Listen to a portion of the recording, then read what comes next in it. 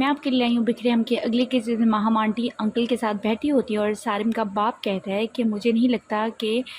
Driver इसको नुकसान पहुंचा सकता होगा। इधर सारिम रूमी के बारे में सोचता है और माहम आ जाती है और सारिम से पूछता है कि ऑफिस नहीं गए, जिस पर सारिम सर दर्द का बहाना करता है और माहम रूमी के बारे में बताती है कि मैंने कॉल की थी, जिस पर सारिम एकदम से एक्साइटेड होकर कहता है कि वो ठीक है ना, जिस पर माहम इसको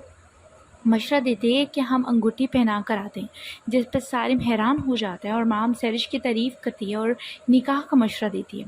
और जिसको सुनकर सारिम जो है वो चौंक जाता है और माम रूमी के बारे में कहती है कि तुम रूमी से इतना अगर इतना ख्याल रखते हो तो क्या सैरिश का भी इतना ही ख्याल रखोगे। महाम रूमी के बारे में सारिम से पूछते हैं कि रूमी वही लड़की है ना जिसको तुम ढूंढ रहे थे, और महाम इसे उठने का कहती है कि चलो मेरे साथ, मैं आंटी को सब बताती हूँ। ये बात सुनकर सारिम गुस्से में आ जाता है, कहता है कि पिछले 3 साल से मैं जिस लड़की को ढूंढ रहा हूँ वो कोई और नहीं बल्कि सैरिश की भाभी है। और महाम सारिम से कहती है कि तुम्हारा पूरा हक है अपनी ज़िंदगी गुजारने का, तुम मुझे हर वक्त क्यों हर्ट करती रहती है। और सारिम माहम से कहता है कि माहम रूमी मेरी किस्मत में नहीं है। माहम सारिम से कहता है कि अपनी हालत देखो, एक पल के लिए भी तुम अपने लिए नहीं सोचती, जिस पर सारिम कहता है कि मैं अपने माँ बाप का मान नहीं तोड़ सकता। ये सुनकर माहम कहती है कि मैं तुम्हारी शादी करवाऊंगी तो सिर्फ रूमी से, नहीं तो किसी से भी नहीं। माहम वहाँ से चली जाती है और इधर रूमी का भाई आरिफ इसकी माँ से कहता है, माँ कहती है कि रूमी से बात हुई,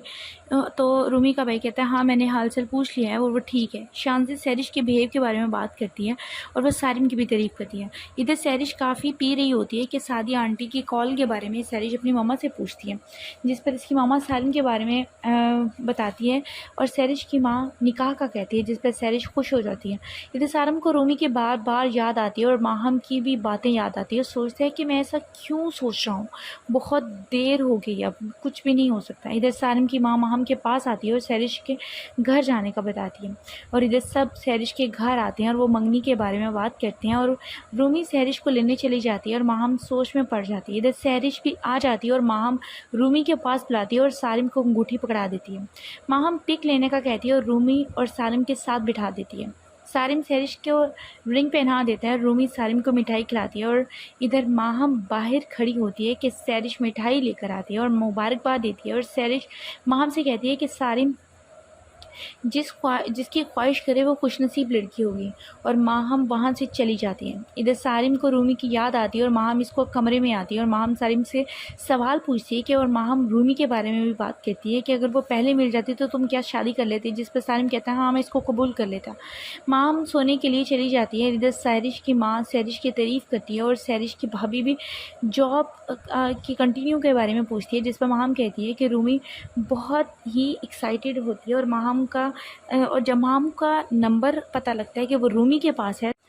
अगली सुबह सैरिश माहम सारिम के ऑफिस में बैठी होती हैं और माहम सैरिश को किरण के बारे में बताती है और सैरिश जब माहम को कहती है कि मैं ये सब कुछ कर लूँगी, और माहम सैरिश से कहती है कि तुम इनको अपने अंदर इतना इन्वॉल्व कर लो कि वो सिर्फ तुम्हें याद करें, जिस पर सैरिश माहम को कहती है कि तुम इस चीज़ की फ़िक्र मत करो। और माहम सैरिश से ये भी कहती है कि सारिम तुम्हारे साथ नहीं जाता, वो तुम फोर्स करो तो वो जाता है, जिस पर माहम कहती है कि मंगनी के बाद वाला टाइम पीरियड बहुत अच्छा होता है, तुम इस चीज़ से बहुत ज़्यादा बैड लक है तुम्हें इस चीज़ पर, जिस पर माहम इसे गुड लक कह देती है। और सैरिश अरीशा को माहम की शिकायत लगाती है, जिस पर अरीशा से कहती है कि तुम माहम को छोड़ो, तुम सारिम पर तवज्जो दो। अरीशा सैरिश से कहती है कि मैं किरण को देखना चाहती हूँ, वो कैसी है, मैं उसकी तरह अपना गेटअप करना चाहती हूँ, जिस पर वो कहती है कि वो बिल्कुल तुम्हारी रूमी भाभी की तरह थी।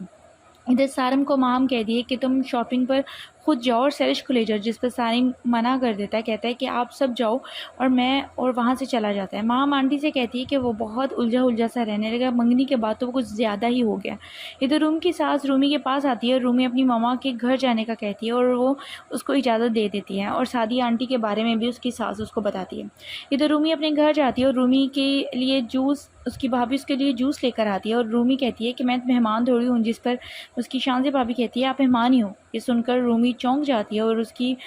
और रूमी शांति से कहती है कि मेरा कोई हिस्सा नहीं है इस जायदाद में। इधर सारिम अपने कमरे में बैठा होता है कि सैरिश कॉल करती है और सारिम इस वक्त कॉल करने का पूछता है, जिस पर सैरिश कहती है कि मैं चाहती हूँ कि रूम मेरी मर्ज़ी से डेकोरेट हो। जिस पर सारिम कहता है कि ठीक है, तुम मुझे कल जो जो चीज़ें सेट करवानी हो मुझे सेंड कर देना और मैं उसके मुताबिक कर दूंगा। जिस पर सैरिश खुश तो हो जाती है, लेकिन सारिम ये कहकर कॉल बंद कर देता है कि मुझे बहुत ज़्यादा नींद आई है। ये सुनकर सैरिश को काफ़ी गुस्सा आता है। देखते रहिए मेरा चैनल, मैं आपको मज़ीद अपडेट करती रहूँगी। शुक्रिया।